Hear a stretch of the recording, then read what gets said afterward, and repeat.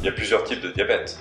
Schématiquement, il y a le diabète de type 1 et le diabète de type 2. Le diabète de type 1, c'est celui dont on parle surtout ici. C'est un diabète qui apparaît chez quelqu'un qui est souvent jeune, hein, parfois des personnes un peu plus âgées. Et le problème, c'est que chez ces patients, c'est que leur pancréas n'est plus capable de fabriquer l'insuline. Donc il s'est passé une réaction au niveau de ces cellules qui fabriquent l'insuline. C'est lié à ce qu'on appelle une réaction immunitaire, c'est-à-dire qu'il y a des substances immunes qui vont détruire ces cellules qui fabriquent l'insuline. La cause n'est pas très bien identifiée, ça peut être des causes environnementales, de pollution, ça peut être des causes virales, des causes toxicologiques, mais en général on ne les identifie pas. Et quand le pancréas n'est plus capable de fabriquer l'insuline c'est l'hormone de la vie. C'est-à-dire que si on n'a plus d'insuline, le taux de sucre monte et ne peut plus descendre. Et auquel cas, il va circuler dans le sang, il ne va plus être utilisé par les organes qui en ont besoin, aussi bien au niveau des muscles que le stockage au niveau du foie, des reins, etc. Et ça entraîne ce qu'on appelle une hyperglycémie très importante. Quelqu'un qui a un diabète de type 1, lui, malheureusement, son pancréas n'est plus capable de fabriquer de l'insuline. Donc ici, j'enlève la clé. S'il n'y a plus de clé ici, le sucre ne peut plus être utilisé dans ces organes et au lieu d'être dans ces organes où il va être stocké et utilisé, il va être dans le sang, il va circuler dans le sang sans être capable de rentrer dans les organes. Et du coup, on va avoir le taux de sucre ici qui va monter sans utilisation par les organes qui ont besoin de ce sucre. Alors, savoir que le diabète de type 1, avant la découverte de l'insuline, donc en 1921, était une quasi-condamnation des patients chez qui on découvrait cette maladie. Parce que malheureusement, on n'était pas capable de leur donner l'insuline, qui était leur principal problème, c'était justement de manquer d'insuline et d'avoir des taux de sucre qui s'élevaient très fort jusqu'à malheureusement une évolution fatale.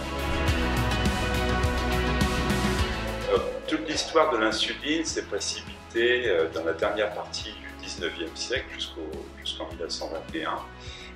Il y avait déjà eu, surtout au début du 20e siècle, plusieurs chercheurs qui avaient fait des expérimentations animales chez le chien, qui ont enlevé le pancréas parce qu'il n'y avait plus d'insuline, et on leur administrait des extraits de pancréas. Malheureusement, c'était des produits qui étaient très peu purifiés, qui entraînaient des problèmes d'allergie.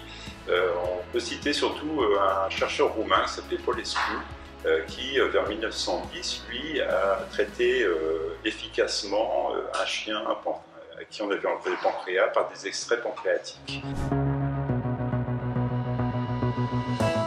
Quand ils ont réussi leur première expérimentation chez les chiens, c'est là où ils ont décidé de passer chez l'être humain. Donc ils ont au fur et à mesure purifié ces extraits pancréatiques et le premier patient qui a été traité, c'était en décembre 1921. C'est pour ça qu'on fête cette année le centenaire de cette insuline, avec un extrait pancréatique qui malheureusement n'était pas encore suffisamment pur et donc il y a eu des réactions d'allergie et une efficacité qui n'était pas suffisante. Le traitement a été repris après purification grâce à un autre chercheur qui s'appelle Colip, qui a pu purifier, parce que ça faisait partie de ses compétences, le produit et là a été administré pour la première fois avec succès le 11 janvier 2022, toujours au même jeune Leonard Thompson, qui malheureusement a été condamné et qui a pu survivre grâce à cette première injection d'insuline. La découverte de l'insuline et comme moyen de traitement de ces patients diabétiques de type 1 a fait l'objet d'une bombe mondiale, parce que c'est la première fois qu'on proposait un traitement à ces patients de façon tout à fait exceptionnelle. Banting et MacLeod, qui était son patron, son directeur de laboratoire, ont reçu le prix Nobel 2 ans après, en 1923. Banting est toujours le plus jeune chercheur récompensé par le prix Nobel jusqu'à ce jour. Évidemment, les premiers dispositifs d'injection d'insuline se faisaient avec des seringues un petit peu archaïques. Les premières étaient en métal, puis en verre, des seringues en plastique, voilà, qui au fur et à mesure des évolutions technologiques. Mais c'est vraiment sur les 30 dernières années qu'il y a eu une évolution considérable dans tous les moyens technologiques pour gérer le diabète. Et donc on voit qu'on peut utiliser maintenant des pompes à insuline comme ce modèle, mais également des modèles beaucoup plus légers pour les patients qui peuvent coller à la peau. voilà, qui vont changer ici tous les 3 jours, qui contient insuline, qui est délivrée en permanence. Et avant les repas, ils pilotent leur pompe, quel que soit le dispositif qui est utilisé, pour administrer un peu plus d'insuline avant le repas, à quelques moments de la journée, au moment où ils mangent.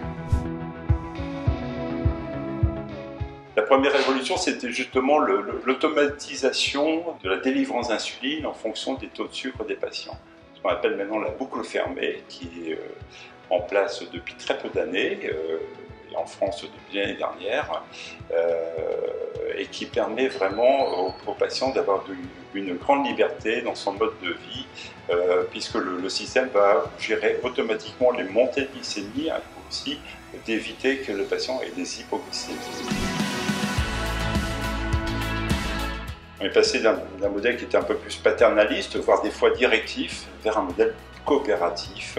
Et pour ça, il a fallu développer également des compétences qui ont permis de travailler sur l'écoute des patients, sur la bienveillance, et pour les accompagner, ainsi que les aider à réaliser la gestion de leur diabète.